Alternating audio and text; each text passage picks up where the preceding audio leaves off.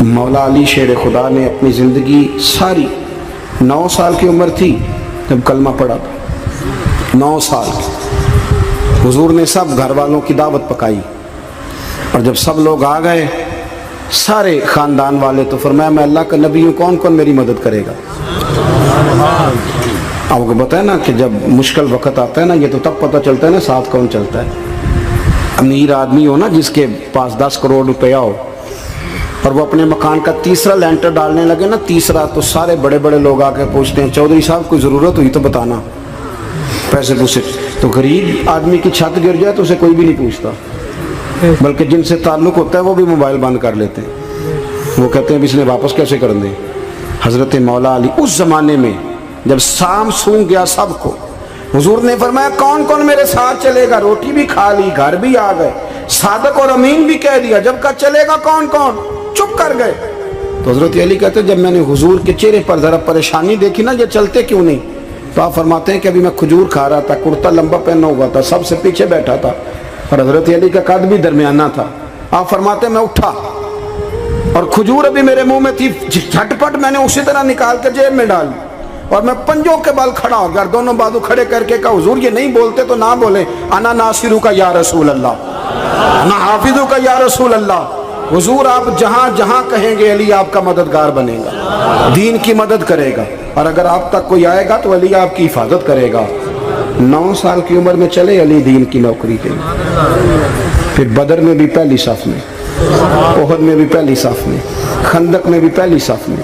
ایک جنگ میں حضور نے کہا علی تو رہ جا، اس دفعہ رہ جا، تو عرض کی رو پڑے حضرت علی، دلیر آدمی تھے، رو پڑے، کہنے لگے حضور آپ مجھے بچوں اور عورتوں کے پاس چھوڑ کے جا رہے ہیں، حضور مجھے لے چلے، میں میدان کا زندگی ساری گزار دی، ساری زندگی گزار دی، اپنے زمانے میں آپس کا اختلاف بھی دیکھا، ساری زندگی شیر خدا نے دین کو دے دی۔ کوفے کی جامع مسجد میں 21 رمضان کو جب حضرت علی کو خنجر لگا نا، تو تاریخ میں جملہ محفوظ ہے، خنجر لگا نا جب، وہ 9 سال کی عمر میں یاری لگائی، 63 سال عمر ہو گئی، جب خنجر لگا تو کہنے لگا فزت برب الکعبہ، مجھے رب کعبہ کی قسم آج کامیاب ہو گیا ہوں، پانی پرن سہیلیاں تے رنگا رنگ کڑے، اسی پریا اس دا جانیے جس دا توڑ چڑھے۔ کہا دیکھو بھائی میں آج کامیاب ہو گیا، میں کامیاب ہو گیا، وہ جو میں نے کہا تھا حضور میں ساتھ رہوں گا، تے لے سجنا سا توڑ نبھائی، جان دیتی راہ تیرے، دے دیا ہر چیز دین کو دے دی۔ کون سی پراپرٹی چھوڑ کے گئے پیچھے، کون سا نظام بنا کے گئے؟ امام حسن بھی شہید ہوئے، پتہ ہے آپ کو؟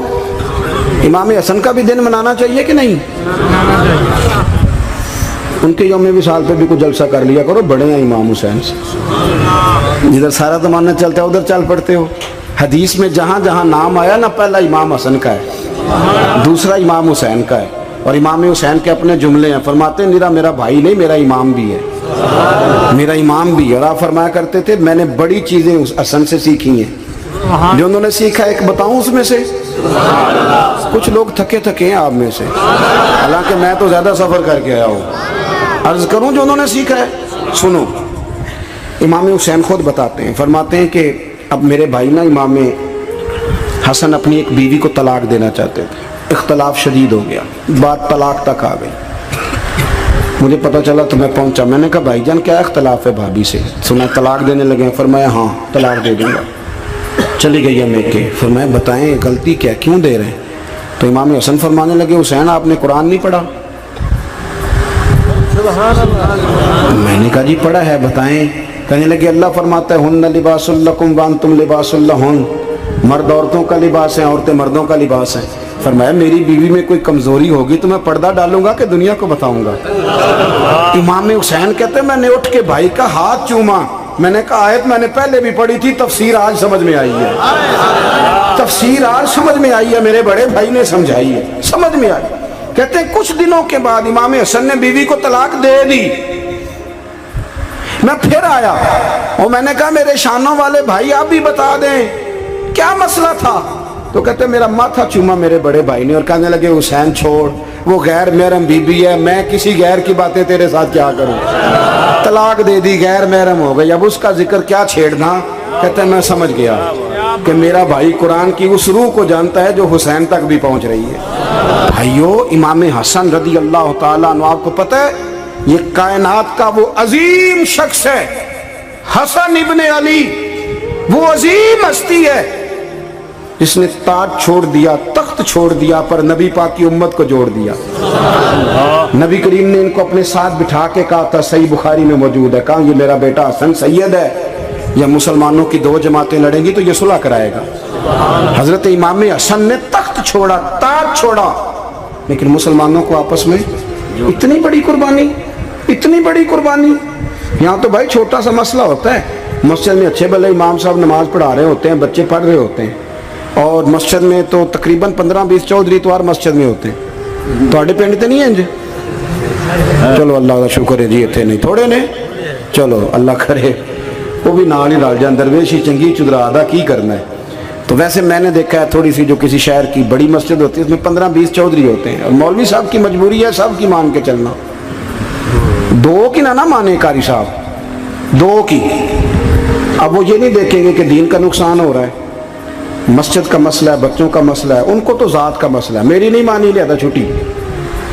وہ خدا کے بندو، ہم 2 منٹ کے لیے چدراہٹ نہیں چھوڑتے، دین کا نقصان کر دیتے ہیں۔ امام حسن نے پوری حکومت چھوڑ دی، پوری حکومت۔ اتنا بڑا سخی کم آپ کو ملے گا جو سخاوت کرے اور نبی کی امت کو بچائے صلی اللہ ہو۔ یہ بات بیان نہیں ہوتی، اکثر نہیں ہوتی، شاید پورے کربلا میں آپ نے نہ سنی ہو، اللہ ماشاءاللہ۔ اس کو سمجھے امام حسن۔ اور پھر مزے کی بات، امام حسن بھی شہید ہوئے، انہیں زہر دیا گیا، اور جب وہ شدید بیمار ہو گئے نا، زہر اثر کر گیا، تو امام حسین آئے، بڑے پریشان ہوئے، رو پڑے، کہنے لگے بھائی مجھے بتاؤ کس نے زہر دیا؟ تو امام حسن کہنے لگے حسین مجھے شک ہے ایک شخص پر، لیکن شک ہے بھائی، اگر صرف شک ہے تو میں کسی بے گناہ کو بدنام کیسے کر دوں، تمہیں کیسے نام بتا دوں؟ یہ نامعلوم پرچے کراتے نہیں ہم روز نامعلوم پرچے، جس پہ دشمنی ہے اس کا نام لکھا دو، ختم ہو گئی بات۔ امام حسن کی تربیت دیکھو، فرمانے لگے جس پر مجھے شک ہے اس کا نام بتا دوں، تو اگر وہ نہیں تو بے گناہ کا ذکر کیسے کر دوں؟ تو امام حسین فرمانے لگے بھائی جان اگر وہی ہوا تو آپ فرمانے لگے اگر وہی ہوا نا تو حسین پھر بھی تو چھوڑ دے، میں نے رب کے سپرد کر دیا، اللہ بہترین انتقام لینے والا ہے۔ اللہ اتنا بڑا حوصلہ سیدہ کے بیٹے کا، شیر کے بیٹے کا، شیروں جیسا کلیجہ، اتنا دل دریا سمندروں ڈونگے، کون دلاں دیاں جانے۔ او بھائی تھوڑا حوصلہ کر، جتن تے ہر کوئی کھیڈے، تو ہارن کھیڈ فقیرہ، اور جتن دا مل کوڈی پیندی ہارن دا مل ہیرا۔ او کہیں بیک بھی تو ہو نا، کہیں تو درگزر بھی تو کرنا، کہ ہر جگہ چھا کے رہنا ہے، ہر جگہ چھا کے رہنا ہے۔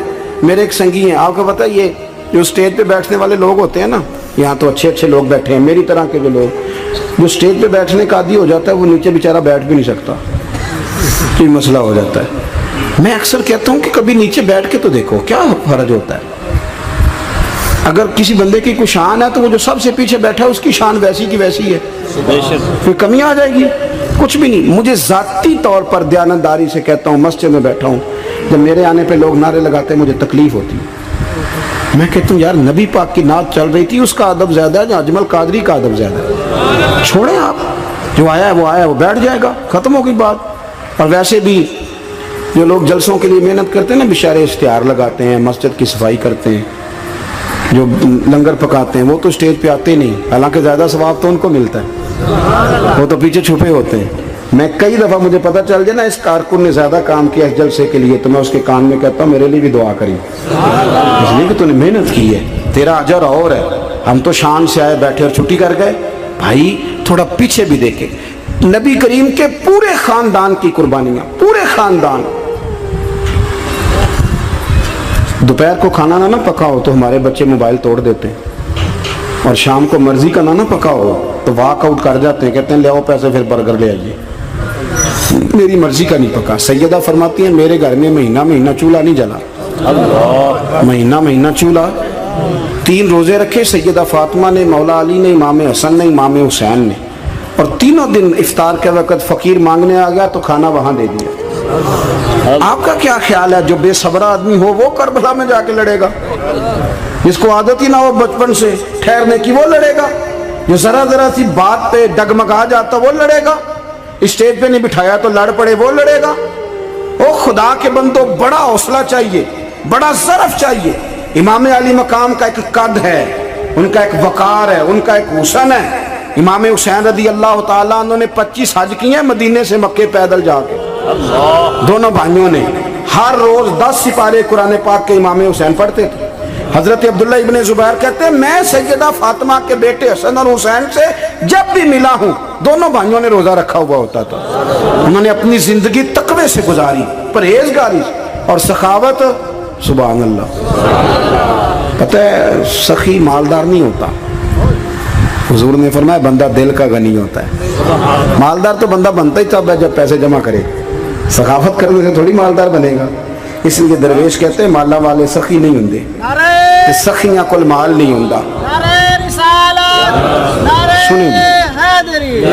سنیں بہت بڑی سخاوت کی اپنی زندگی میں، ساری زندگی سخاوت میں گزار دی، ساری زندگی۔ امام حسن نے بھی، امام حسین نے جو آیا دے دیا، جو آیا دے دیا۔ ہزاروں دینار آتے۔ ایک دن ایک فقیر مانگنے آ گیا تو امام حسن حسین دونوں تھے، کہنے لگا میں نے سنا ہے بڑے لجپال ہو، غریب ہو، مہربانی ہو جائے۔ فرمایا بیٹھ جاؤ رزق آنے والا ہے۔ تھوڑی دیر گزری تو 3000 دینار آئے۔ ویسے میرے کو 3 لاکھ روپیہ ہوئے تو مسیطے کنے دینے چاہیے؟ میں اپنا پہ پوچھنا، تھوڑا تو پوچھیا ہی نہیں، میں مشورہ پہ لینا۔ 3 لاکھ جو میرے کو ہوئے تو مسیطے کنے دینے چاہیے؟ تسی ظاہر ہے ان کو دیانتداری والا مشورہ ہی دینا ہے نا، جی نہیں کرنا جو ہی دسنا جی نا۔ کتنا 1000؟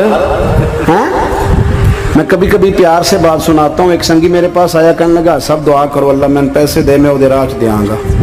میں کہ یا اللہ انہوں 10 کروڑ دے، 9.5 کروڑ تیرے راج دے چھڑے گا۔ وہ بھی ہسی آئی ہے جو میں تسی ہسے ہو نا، آمین نہیں سوا کی، یا چپ کر گیا یا کورن لگ گیا۔ اور میں کہ کرما لیا آمین تے آگ تینوں تے 50 لاکھ پھر بھی پیا بچدا سی، لیکن اسی دعاواں وچ بھی 9.5 کروڑ دین لی تیار، ناراض نہ ہونا، دعاواں وچ بھی تیار نہیں، مزاج ہی نہیں، طبیعت ہی نہیں۔ سیدہ فاطمہ الزہرا کے پاس 40 اونٹ کھڑے تھے۔ ایک بی بی آئی، وہ کہنے لگی اماں جی یہ جو اونٹ کھڑے ہیں یہ میرے ہیں، اب بتائیں میں اللہ کے رستے میں دوں تو کتنے دوں؟ سیدہ فاطمہ کہنے لگی 1 بکری دے دے۔